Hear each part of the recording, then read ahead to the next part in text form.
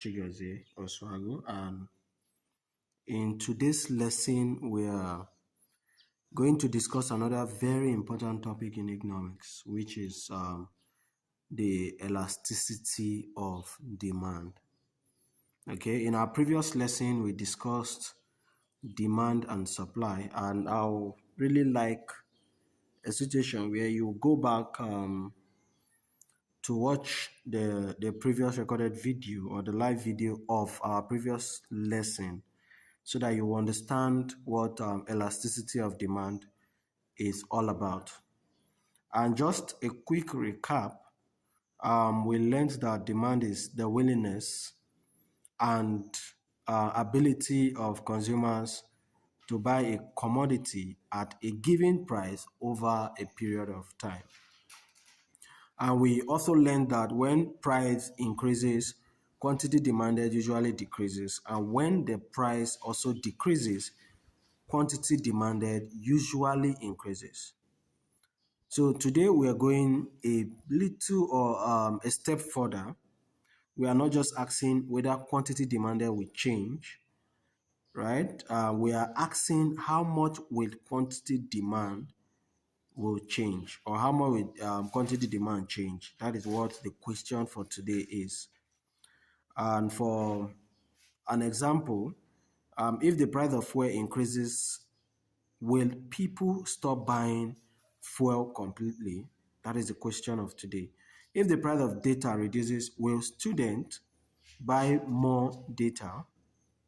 And also, if income increases, will people buy more rice, meat, clothes, phones, or even better quality goods? If the price of Coke increases, will some people buy Pepsi instead? That is the question we have to ask ourselves when we talk about elasticity of demand. And these are the kind of questions that elasticity of demand help us to answer. So by the end of the lesson, you should be able to understand the meaning of elasticity of demand, the types of elasticity of demand, the formulas for each type, and how to calculate elasticity of demand. And also, we are going to interpret the answers correctly. So let us begin. What is elasticity of demand? I would like, in your own terms, tell me what elasticity of demand is. You can just comment on the comment section. I'll go to the comment section to hear your own version of what you understand by elasticity of demand. So moving forward,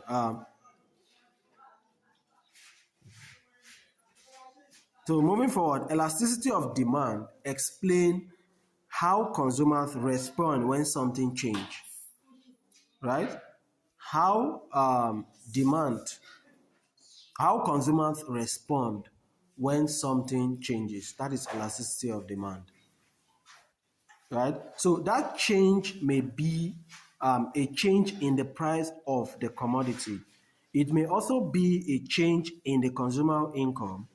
It may also be a change in the price of another related commodity.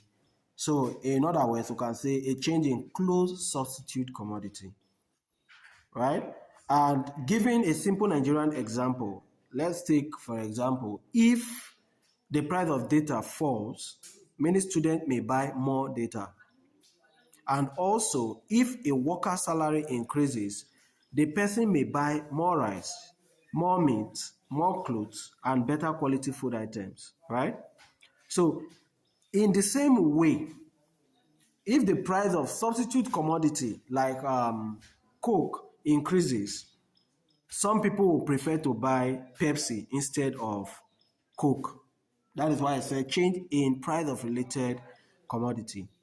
So elasticity of demand helps us understand consumer reaction, and it does not only tell us that demand changes, it tells us the degree or extent of the change. So in simple words, Elasticity of demand answers the question, how much does quantity demanded respond to a change in price, income, and price of another commodity? In some texts, we call it the cross elasticity of demand, or type or test elasticity of demand, right? So that is the main idea behind this topic. Now, the next question should be, why is this topic, why does it matter? Why does it matter? And if you look at my slide from the screen, why does elasticity matter? Elasticity matters because it helps us understand real life consumer behavior, right? Now, elasticity of demand is important because consumers do not react to all changes in the same way. Let us use fuel as an example.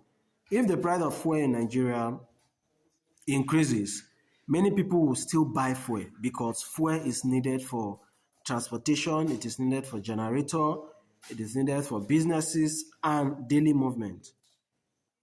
People may complain, right? But some may reduce unnecessary trips. But many people will still buy fuel because they need it. So this shows that the demand for fuel may be relatively inelastic. Now, let us use soft drink as another example. If the price of one soft drink, like Coca-Cola, increases, some people may stop buying it and choose another cheaper brand like Pepsi, right? If one network provider increases the price of data, students may switch to another network with cheaper data plan, like switching from MTN to Glo network.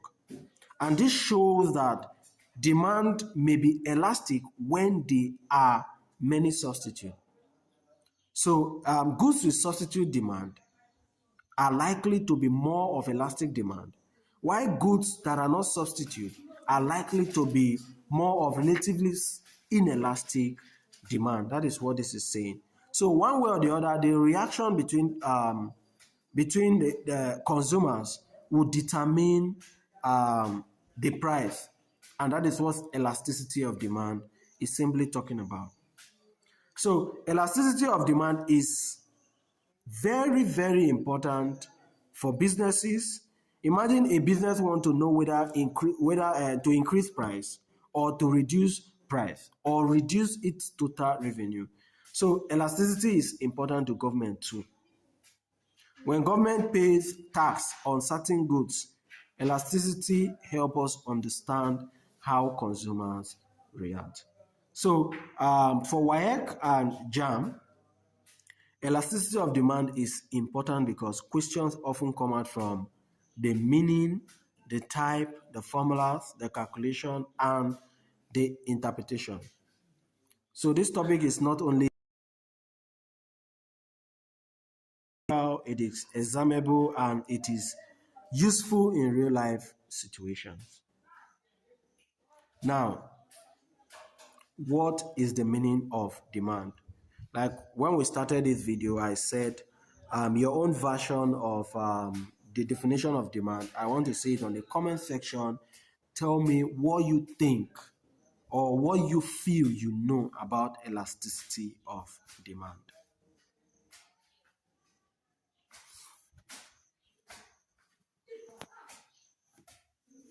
Okay. Okay. All right. I defined elasticity of demand as the degree of responsiveness of quantity demanded to a change in price, income, or the price of related commodity. Right? I'm going to break down this definition. I'll explain it in simple terms. I highlighted responsiveness, I highlighted quantity demanded, I highlighted price, income, and price of related commodity, which I am going to explain and break them for easy understanding.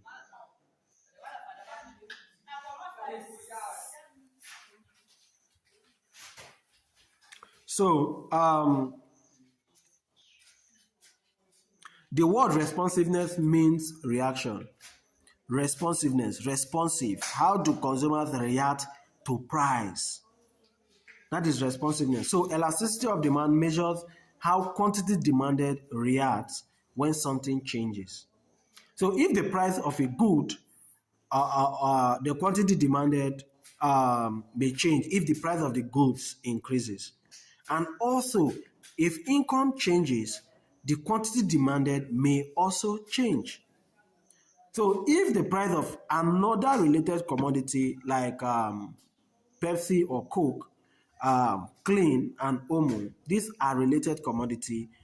If the price changes, the quantity demanded of this substitute commodity may also changes.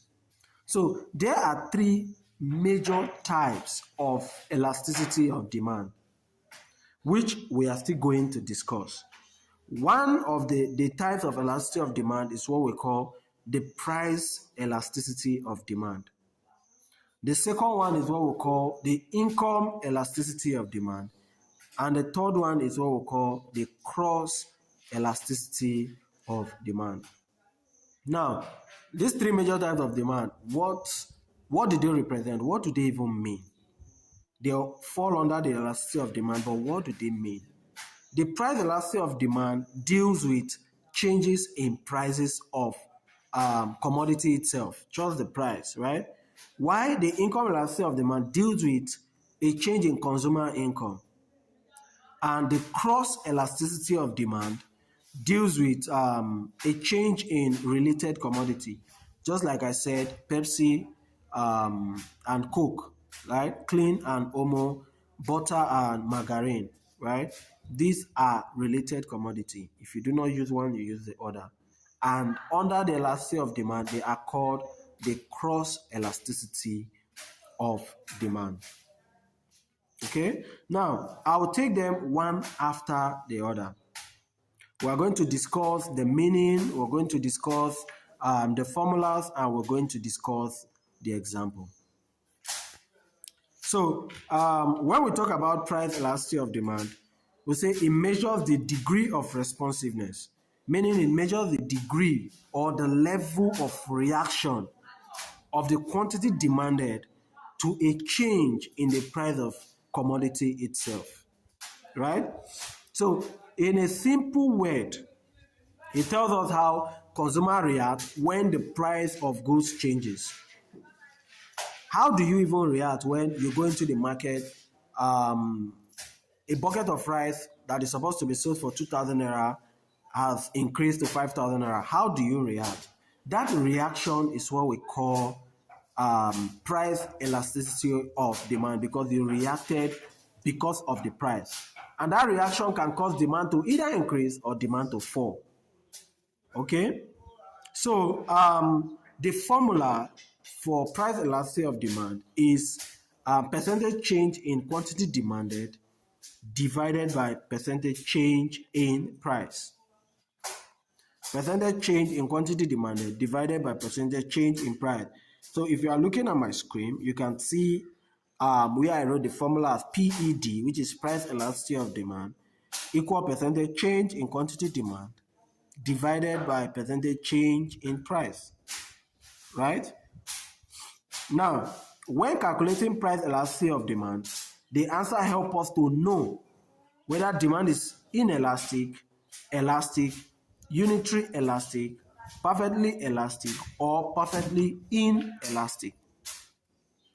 So let us now look at the calculation and interpretation, right? Because we're going to do explain some few calculations to explain when demand is elastic, when demand is inelastic, and when demand is unitary, right? I've given the formula as percentage change in QD divided by percentage change in P, which is price.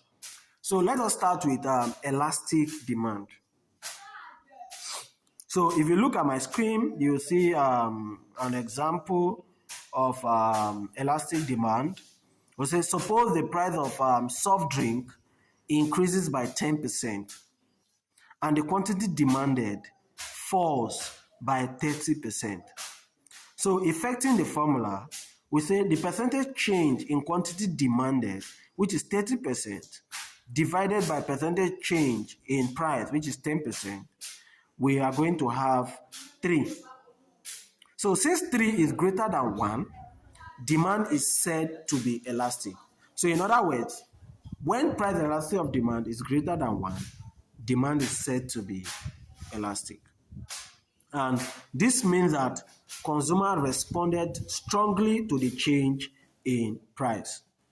So you can see that if the price of the commodity increases by 10%, consumer reacted strongly to the change in price, and that is why it is inelastic. Sorry, it is elastic, right? So in real life, if the price of one soft drink brand increases, students may buy another brand or buy sachet water instead. I gave an example of, imagine the price of Pepsi increases from maybe 200 naira to 300, and the price of Coca-Cola remains the same at 200. People will switch from Pepsi to Coca-Cola. That is what we are trying to say. Now, let us look at the inelastic demand. From my screen, we use petrol fuel as example. Suppose the price of fuel increased by 20% and the quantity demanded falls by only 5%. So if we effect this, the quantity demanded is 5% divided by the quantity, the price, the change in price of 20%. When we divide, we'll be having 0.25%, right? Now, since 0.25 is less than 1, demand is said to be inelastic. And what does this mean? This means that consumers did not reduce their demand much, even though price increased. And this is because there are no substitutes. Whether the price increases from whatever price it is to another price, consumer will still buy because it is needed for their generator, it is needed for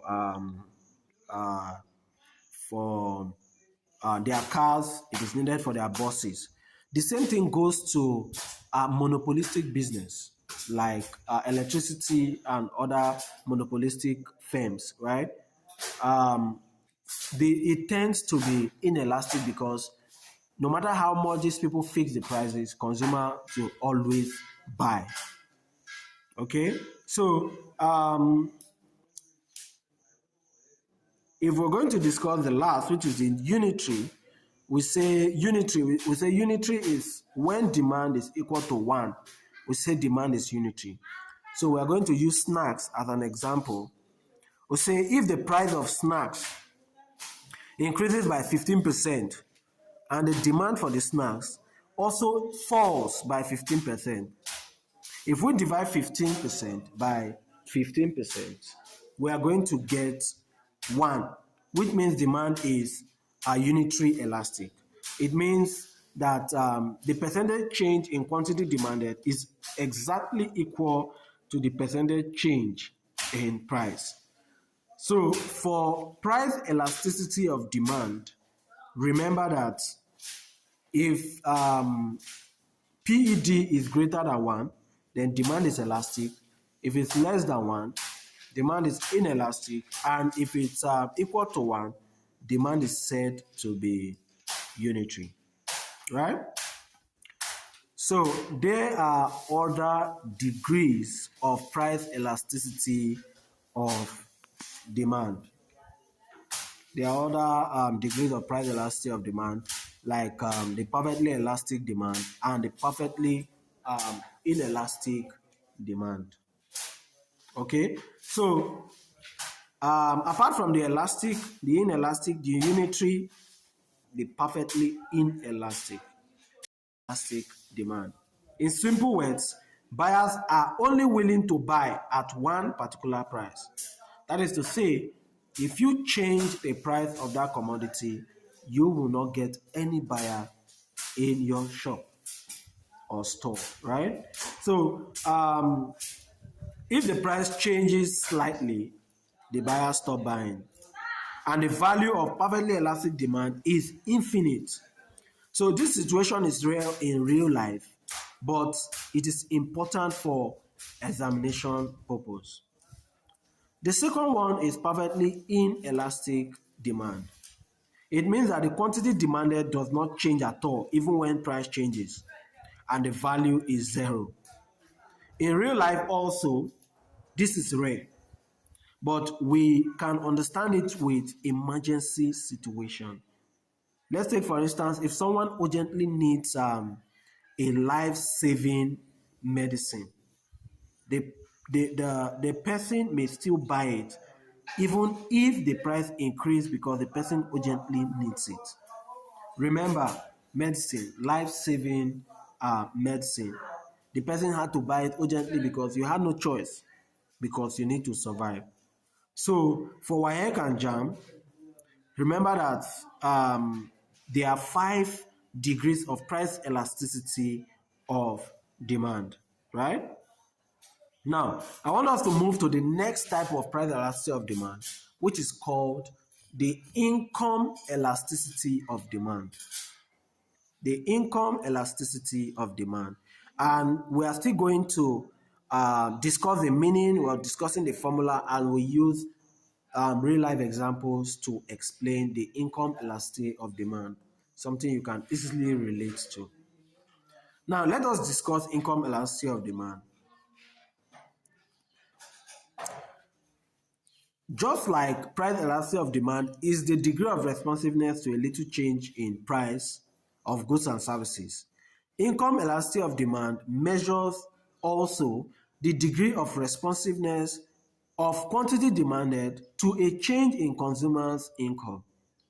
Remember I said when we talk of responsiveness, reaction, degree, level, the level of reaction consumers will react to quantity they are going to demand because of their income, right? So, for example, if a worker's salary increases, the person may buy more commodities. And if the salary reduces, the person buys less commodity, right? If a student allowance increases, the student may stop buying some very cheap alternative and begin to buy better meals. And it is also vice versa. That is income elasticity of demand. And the formula is percentage change in quantity demanded divided by percentage change in income. Okay, so from my screen, we have YED. So Y represents income elasticity of demand. So in income elasticity of demand, it helps us classify goods into normal goods, inferior goods, luxury goods, and necessity.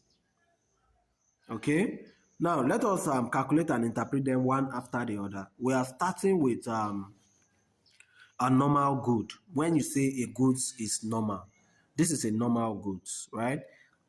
Please, I need you to listen attentively because it is very important for both your examination, school examination, WAEC, nor JAM. When we say we have income elasticity of demand, and this is a normal goods, I'll give you an example. Suppose a worker income increased by 20%, and the quantity of rice demanded increased by 10%. You say that the income elasticity of demand is 10 divided by 20, right?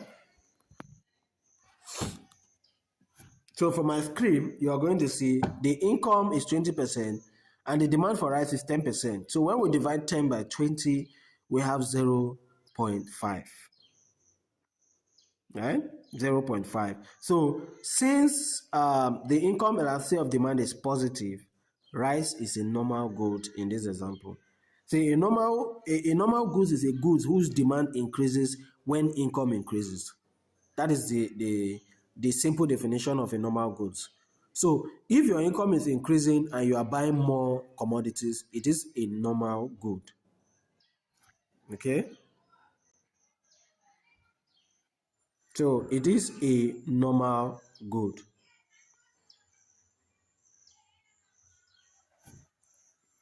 Okay, now we're going to talk about the inferior goods, which is number 2.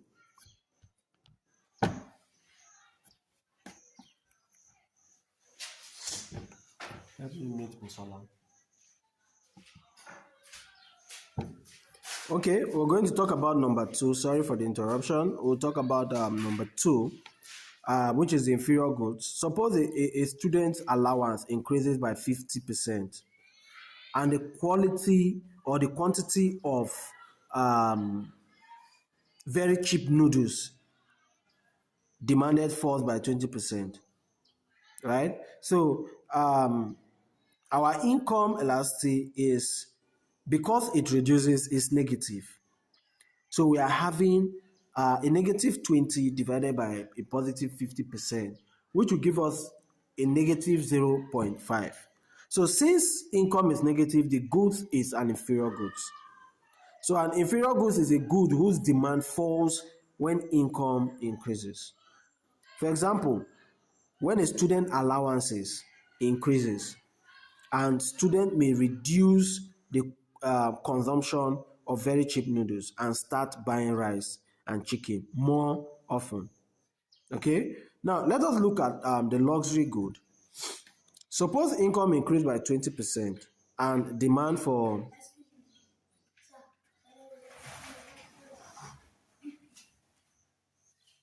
there I'm coming.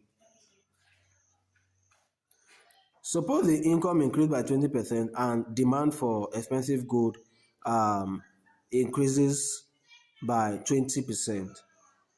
Right? So now we have 60 percent divided by 20%, which is giving us 3. So since income is greater than 1, the goods is a luxury goods. So a luxury goods is a good whose demand increases more proportionally when income increases. An example includes expensive clothes, perfume, expensive phones, designer shoes, and eating at expensive restaurants. Right?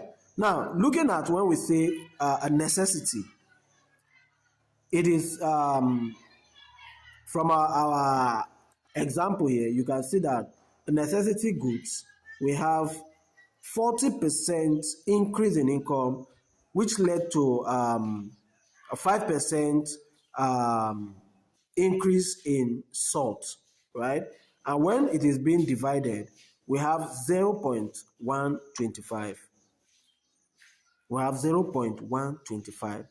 So since income is positive but less than 1, salt is a necessity. A necessity goods whose demand increases only slightly when income increases.